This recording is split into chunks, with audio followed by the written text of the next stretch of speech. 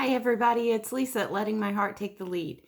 I hope you all are having a great day. It's a warm fall day here in central Illinois and kind of a nice change from the chilliness that we've had, but I'll tell you, I love this time of year. I absolutely love this time of year. It's my favorite.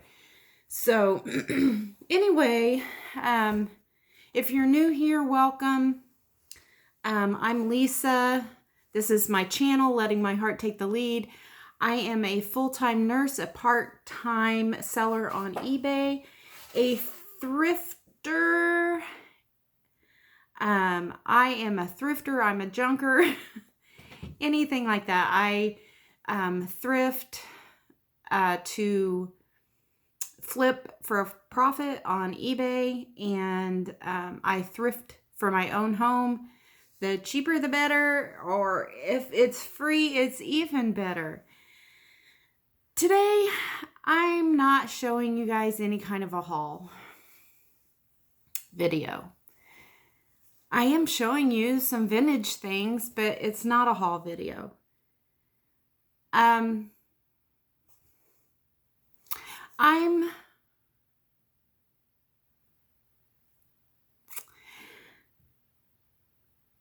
My mom grew up in Southern Illinois. One of four. She was the only girl. She had three brothers. My grandma and grandpa, young, who would be her parents. I lost my grandpa several years ago, suddenly, from a blood clot. And my grandma has carried on all this time. Sharp as a tack, has all her mental capacity is excellent. Up until like the last probably year, she's become a little bit forgetful, but not bad. She's 102 years old. She was still living in an assisted living facility, walking down with her walker to all the meals, attending their little Bible studies, their church services, and things like that, doing very well. The last few months, she kind of took a little bit of a decline. She got a little ill. They transferred her to a skilled nursing facility, a long-term care facility, and she did bounce back. She got lucky enough where she got in the room, a roommate with somebody from the assisted living facility that she was good friends with. So they had a ball getting, reacquainted and catching up on time and everything. So she bounced back really, really well and has been doing wonderful. Well, a few days ago, they sent her out to the hospital. She was not feeling well. She has contracted pneumonia and is not doing well at all.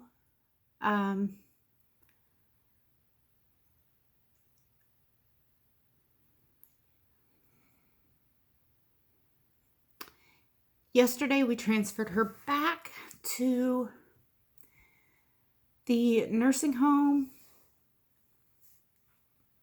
more or less on hospice care. They are just trying to keep her as comfortable as possible. Now, my grandma and grandpa lived away from me. It was about 3 hours, but my mom and dad were religious about getting this there at least, once every couple months to see him. We would go and spend the weekend with him. And then as a young girl, I would go in the summertime, and my mom and dad would drive down and drop me off. And then, a few weeks later, they would come and get me, or else my grandma and grandpa would drive me back home. So I was blessed where I got to spend several weeks with them in the summertime. And my grandma and grandpa were like this spiritual head of our family. Kind of like they kept us all together.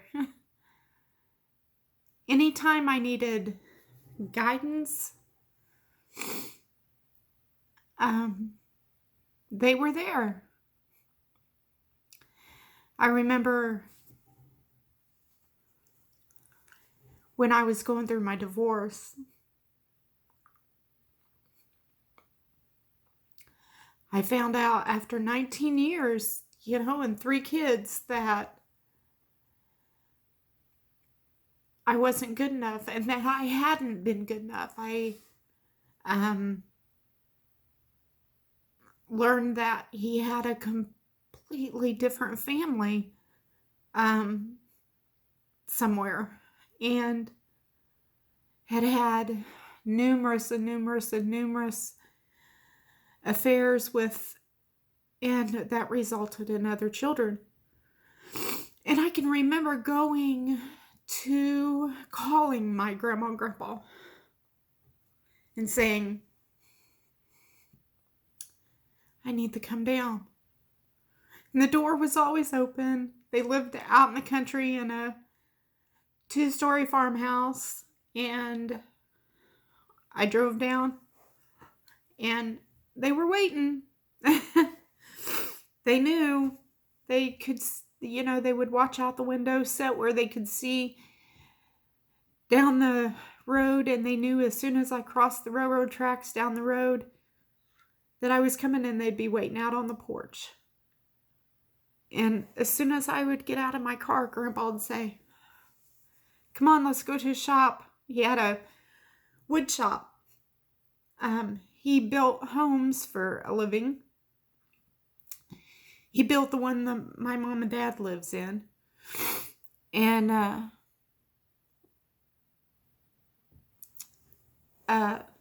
he refinished antiques for a living also. He would have people bring him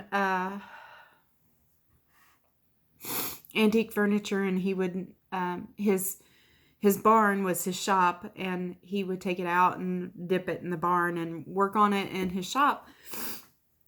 But that was our talking place. We would go, and I learned so much from my grandpa in woodworking out in that shop, let me tell you, and lessons in life. But my grandma is she's kind of quiet, but she's very to the point. And let me tell you, she loves her God. She loves her Lord with all her heart. And her lessons in life revolved around what the good book told her.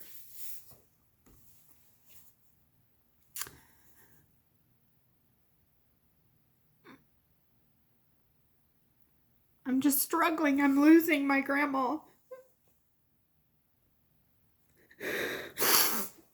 I'm sorry. But today I wanted to show you I can't be with her because of all this crap going on in the world.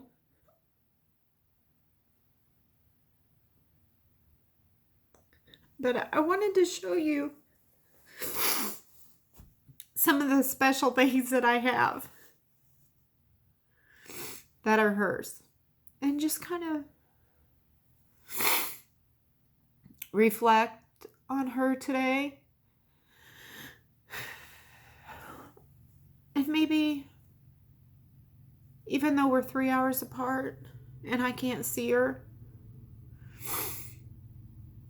maybe she'll feel me.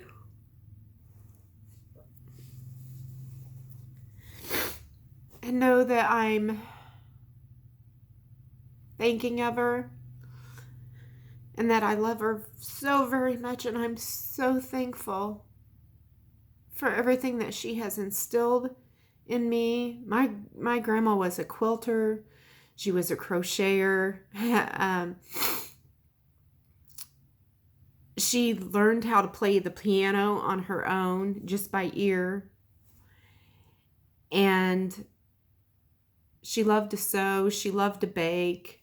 She did a lot of cooking. A lot of our time was spent in the kitchen. And I've got a couple of her recipe books that she would handwrite recipes down. She always listened to a certain local radio station in the morning. And I can remember getting up, and you always went to the kitchen. You knew where to find Grandma and Grandpa. They were in the kitchen having coffee. They had the radio turned on, and you had to listen to see, what had happened in the county, whether there had been any accidents, who was in the hospital, who had died, where their services were going to be. But then a lot of times they'd have like a little home ec show, radio show on afterwards. And this lady would, be talking about something, and she'd read a recipe off, and Grandma always wrote it down in this little notebook. And I have that little notebook, and I love it. But I've got some of her recipes that just always bring me back to that little kitchen. And her habits, her little habits, I can, see her sitting at that table in the kitchen, stirring her coffee. And I just got a lot of wonderful memories, some funny memories. Grandma, like I said, Grandma was to the point. And so, she often told you things that you didn't want to hear. And I think she was a little hard-headed. She is a little hard-headed. And I'm hard-headed. So sometimes when I was there for 2 or 3 weeks during the summertime, it was funny because I was thinking last night, there was this one instance where I was there, and I was like, I remember thinking as a little girl, how many times I had made that trip to Grandma and Grandpa's in the car. And I wondered if I could remember how to get home on foot because Grandma and I had it. Not an argument, but, we hadn't seen eye to eye on something. And it was, I wanted to make a top. Like I said, she was a sewer. So I wanted to make a shirt. And this was in the 80s, because I can remember the material like it was yesterday. It was like a pink and white candy stripe, and it was completely 80s, all 80s. And it had the big puffy sleeves on it. And I wanted to make a shirt. So we went to Walmart and I wanted to pick out material. Well, I picked out this pink and white striped. Well, I remember her saying when we was in Walmart, that might be a little difficult because it's striped. Oh no. I had my heart set on that pink and white striped shirt. So we bought the material. The next day, after breakfast, we clean off the table. We've got this material laying on the kitchen table, and, she's trying to show me how to cut it. And I'm like, she's like, we're not going to have we got to cut this on we got to cut this on the bias or something because it's striped and everything. And I'm like, as a young girl, I could not see that. And I'm just like, why don't we just lay it out here and cut it? And I can remember trying to, we were trying to lay those pattern pieces out on that fabric, and I had them all laid out, and they all fit, and we had enough fabric, and she was like, this isn't going to work. You've got to lay this like this on the bias and everything. And I got so aggravated because we weren't going to have enough material to make the shirt if we went with Grandma's way and made those stripes match up. We weren't going to have enough material, and we butted heads and butted heads. Needless to say, the shirt never got cut out. It never got finished. That was the visit that I wanted to walk home, and I'm sure she wanted to call my mom and dad and say, are you sure you can't come early and pick this kid up? But I didn't set off on foot, and she didn't ship me home. But we sure did put the shirt away, and we did. And it was never done. And I don't know whether we ever talked of that shirt. Again, it would be fun now to say, Grandma, do you remember the shirt we tried to cut out for me, you know?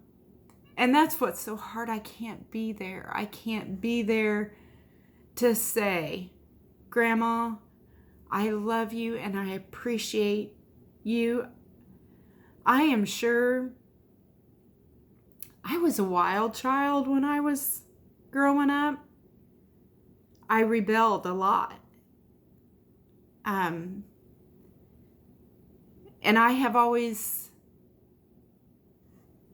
attributed it to a point in time in my young life growing up when I lost several people that was near and dear to me that I loved very much suddenly within a week's time.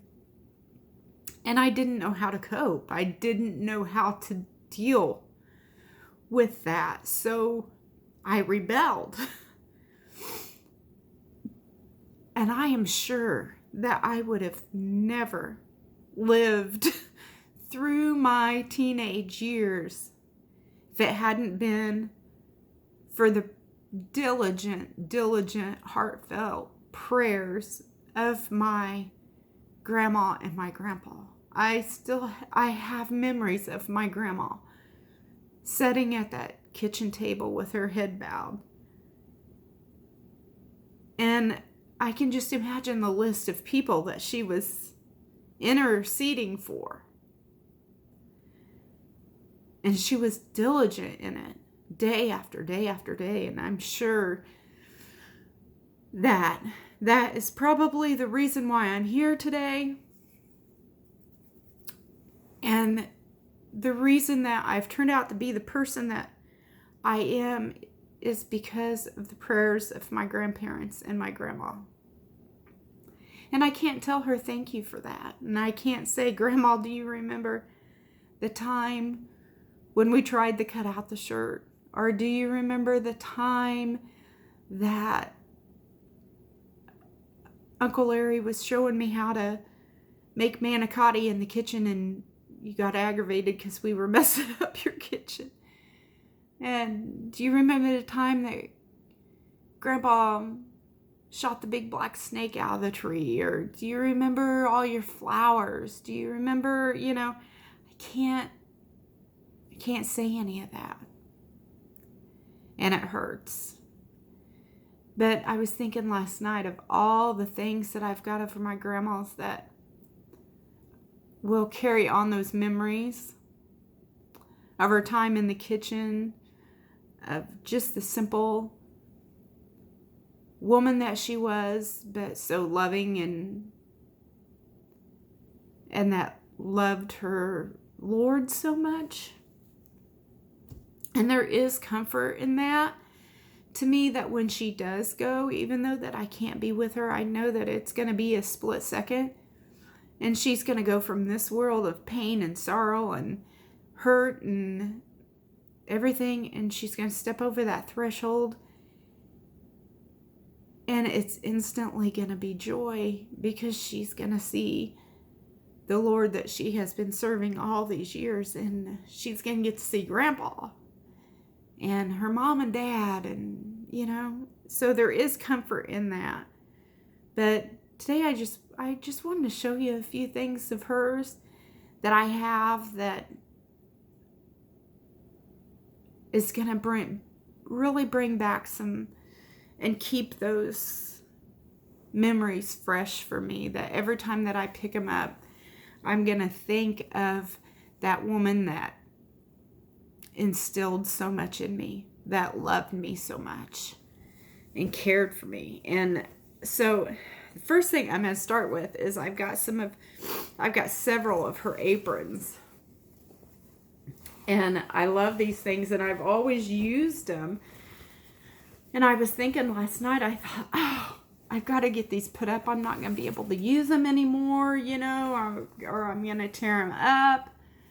And then I thought, Lisa, that's not the point of it. The point of it is that every time you get one of these out of the drawer and put it on, you're going to remember her. She's going to be in your kitchen with you.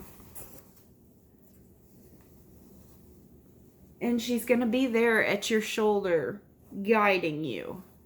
And so, anyway, I decided right then and there, no, I'm not going to put them up in a box somewhere just to get them out every now and then and remember her. This is one of my favorites because it's a whole, it's a whole apron. Or a full apron. But I thought, I am not going to do that just to get them out every now and then and feel her, when I can continue to have them in my kitchen drawer and use them and feel her every day. So that's what I decided to do. My grandma had a conviction that, she never thought bad of us for wearing pants or anything, but she just had her own personal conviction that she, to wear skirts and dresses all the time. And so she did, but she loved jewelry. She loved a necklace. She wore a lot of brooches, things like that. So I have so many of her old brooches, and it just reminds me of her in those polyester skirts and jackets. And she always had a brooch on.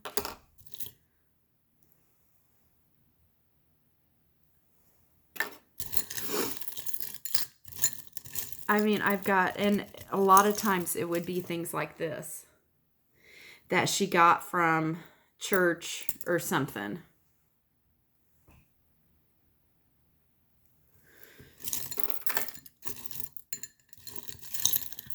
And around Christmas, it was always these cheap Walmart pins to celebrate the Christmas season. But these just scream of her.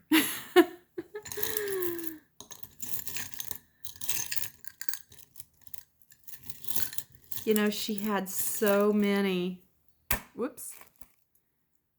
She had so many.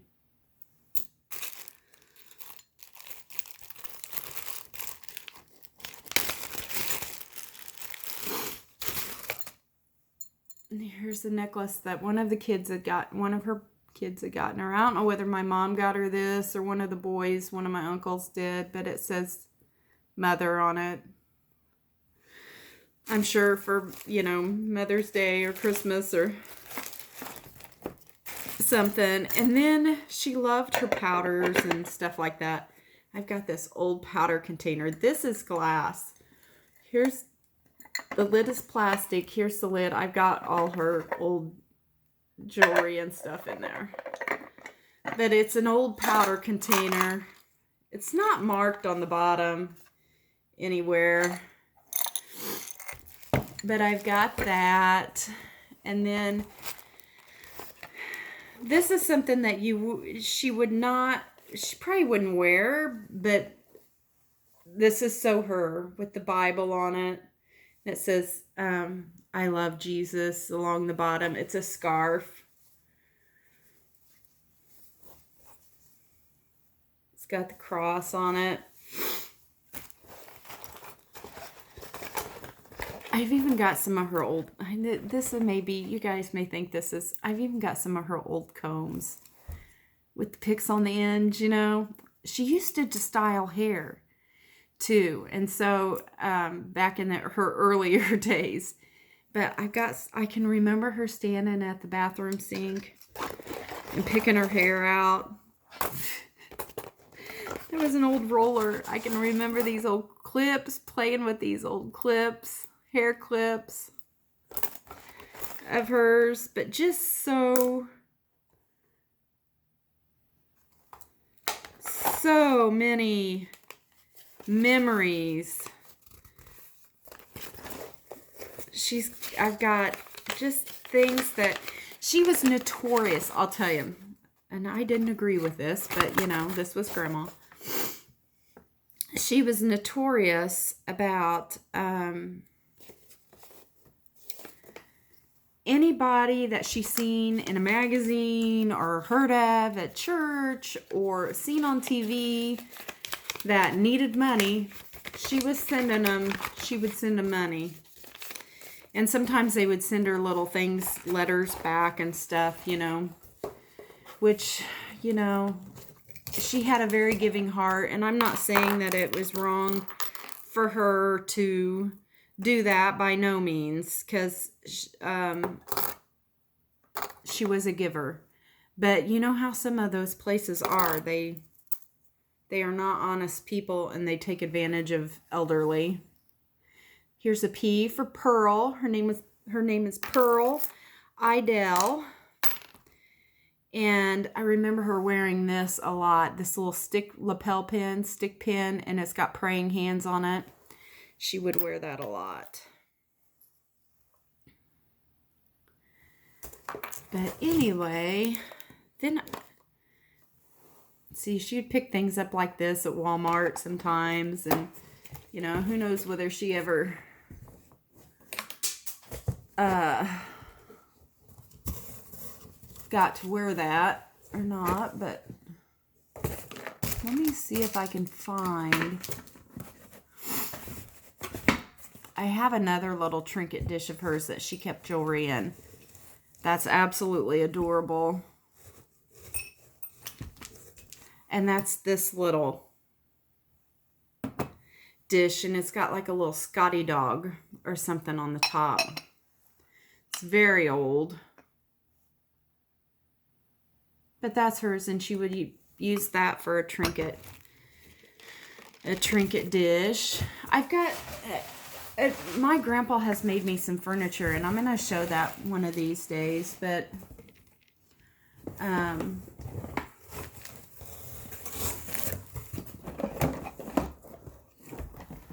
this was an old hand mirror that she had. And then I've got,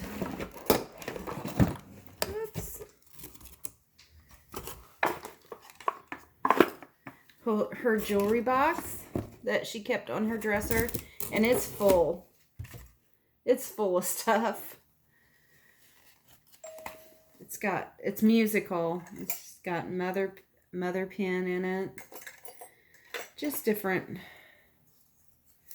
little things. It's got some things in here for my grandpa. Little pocket knives and a little hammer because he was a carpenter. But just all kinds of... Here's her watch. Gosh, I remember her wearing this watch all the time. All the time. But anyway... And I've got some few little rocks and stuff that when they would go on trips, she'd like to pick up stuff like that, you know, that was from nature and didn't cost anything. And they lived on a very tight income. And then I've got her fan. Now, I don't know where she got this from. I don't know whether Grandpa brought it home from some of his travels during the war. That's where I'm assuming that it came from. So, yeah, I think that's where it came from.